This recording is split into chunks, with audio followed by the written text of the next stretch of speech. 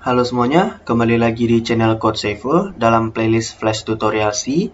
Di video ini kita akan belajar mengenai struktur kontrol percabangan. Percabangan ada if else, if else, switch case, ternary, dan nested condition, yaitu if bersarang dan ternary bersarang. Sebenarnya if, dan else merupakan kombinasi yang mana harus ada if. Jadi boleh saja kita buatnya if dan else tanpa ada else if, boleh. Atau buatnya if dan else if tanpa ada else juga boleh. Atau kita buat ketiga-tiganya juga boleh. Yang penting yang pertama itu adalah if. Yang switch case dan ternary adalah bentuk sederhana dari if, else yang sederhana. Nanti kita juga belajar tentang nested condition dalam if dan ternary.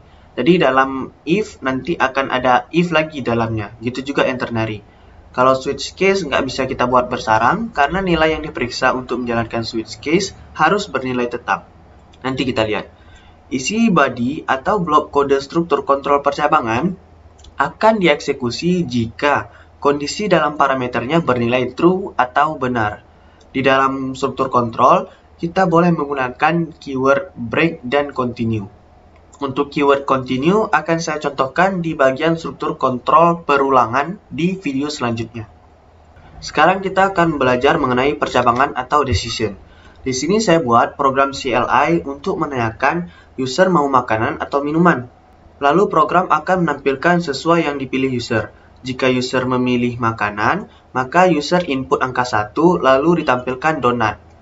Dan jika user ingin memilih minuman, maka user input angka 2 dan ditampilkan Thai tea. Ingat, isi body atau blok kode struktur percabangan akan dieksekusi jika kondisinya bernilai true. If yang pertama di sini akan memeriksa apakah variabel pilihan bernilai 1. Jika iya, maka eksekusi blok kode program ini. Lalu ditanya lagi, apakah variabel pilihan bernilai 2? Jika iya, maka eksekusi blok kode ini. Kita coba ya.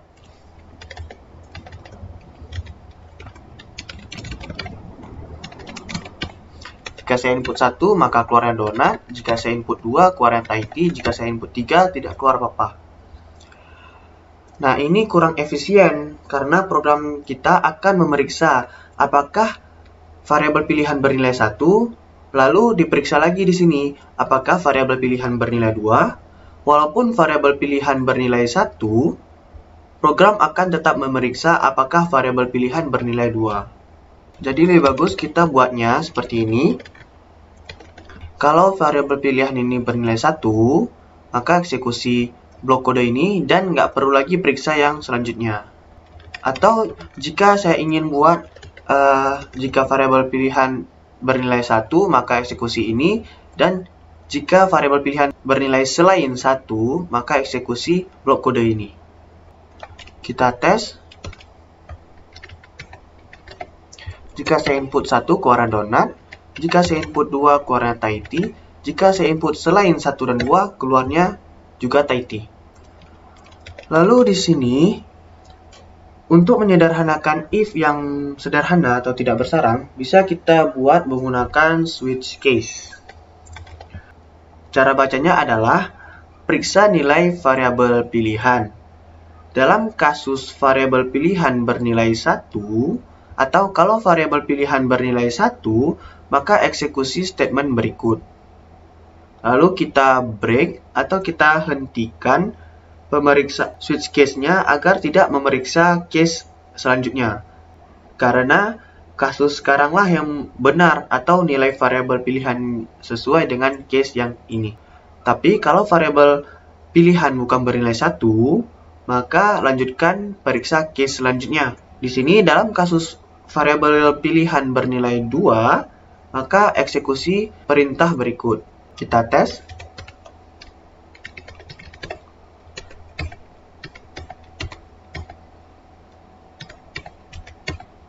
Masih sama seperti yang pertama tadi ya. Lalu di sini kita juga bisa konversi ke dalam bentuk ternary. Sangat simpel kan? Di sini kita gunakan conditional operator yaitu tanda tanya dan titik 2. Jadi cara bacanya adalah apakah variabel pilihan bernilai 1? Jika iya, maka eksekusi ini. Jika tidak, maka eksekusi yang ini. Oke, kita tes lagi.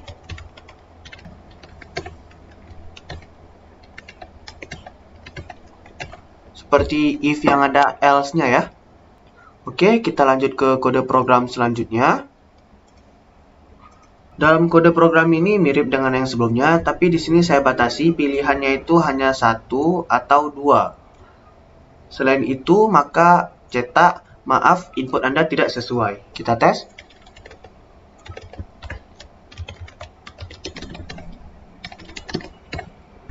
Nah, jika saya input 1, keluarnya donut. Jika saya input 2, keluarnya Tahiti. Jika saya input 3, keluarnya maaf, input Anda tidak sesuai. Kalau menggunakan if, else, if, dan else ini tidak masalah ya. Kalau kita menggunakan switch case, kita tambahkan default di sini sebagai pengganti else. Yang mana default ini tidak perlu break setelahnya. Nggak guna, karena dia adalah pilihan terakhir jika ketika dicek nilainya tidak ada yang sesuai dengan yang di atasnya. Jadi, cara kerja switch case ini adalah cek nilai mana yang sesuai dengan ekspresi switch pada setiap case. Jika ada, kerjakan. Jika tidak ada yang sesuai, maka kerjakan statement pada default. Jika pada setiap case tidak kita taruh statement break, maka akan diperiksa case selanjutnya. Jika nilai ekspresi switch bernilai true pada case tersebut, maka akan dikerjakan juga case itu, hingga ketemu statement break. Atau tidak ada lagi case yang sesuai. Kalau ada break di setiap case, maka akan dikerjakan case yang sesuai saja. Tidak diperiksa lagi yang selanjutnya. Yang terakhir di sini kita konversi ke ternary. Ini bacanya apakah nilai variabel pilihan adalah 1 atau variabel pilihan bernilai 2? Jika iya, ditanya lagi apakah nilai dari variabel pilihan bernilai 1? Jika variabel pilihan bernilai 1, maka cetak donut. Jika variabel pilihan tidak bernilai 1, maka cetak Tahiti. Yang dalam ini sudah selesai ya. Jika variabel pilihan tidak bernilai 1 atau variabel pilihan tidak bernilai 2, maka eksekusi yang ini. Ini adalah contoh dari nested ternary. Kalau contoh nested if,